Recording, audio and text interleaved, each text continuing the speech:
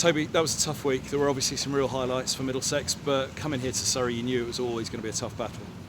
Yeah, I think, deservedly come out second best. I think probably the most frustrating thing is something we've wanted to do is try and drive the game better, and at being 160 for one, obviously first innings, I feel like the guys had laid a great foundation, but unfortunately from there we've been second best in the game, and yeah, unfortunately on the wrong side of it.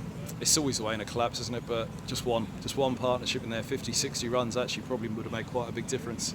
Yeah, and sometimes there's nothing in particular that you can put your finger on, that there's no sort of glaringly obvious sort of issues there or anything like that. It's just, like you said, unfortunately in those instances, whatever it was, around 40 odd for 9, just it just isn't acceptable in those situations, particularly sort of when you feel like you've got control of the game on the first day. So they do happen, these things. It's not something that we're here to dwell on, but obviously it's sort of almost worth noting to then move on from it, and yeah, back to scratch next week.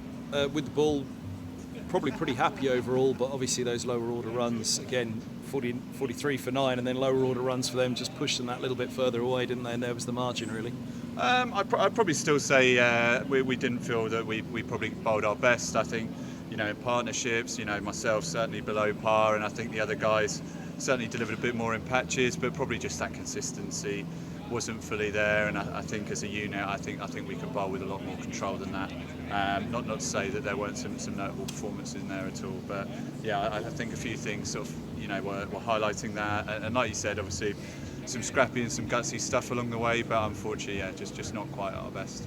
So a better second innings in terms of the total with the bat, but ultimately, I guess any match you lose 9 for 43, you're going to struggle to win a game if that happens in over a 4-day period. Yeah, and like you said, I think obviously the way some of the guys dug in last night in some tricky conditions and really sort of showed a nice array of shots and trying to put a bit of the impetus back on them. I think that's exactly what we want to see, and yeah, unfortunately come up short and left ourselves a little bit too much to do in that third innings, really. Also, Peter Milan had to bat at 7 with an injury. I understand he's having a scan tomorrow.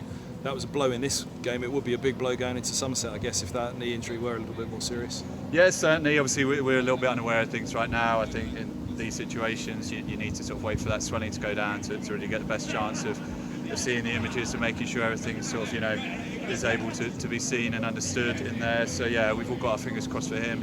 Hopefully it's nothing too serious, and we can sort of assess that maybe over the coming days and see how he's sitting. Word on Ryan Higgins, Player of the Month. You presented him with the award ahead of the match. His guts and fight with bat and ball have been a shining example really at the start of this season, haven't they? Yeah, and I guess probably strangely embodies everything that we've done well, and also sort of the worst side in that I think he's been outstanding in doing that, and he's probably been required to do it a little bit too much as well.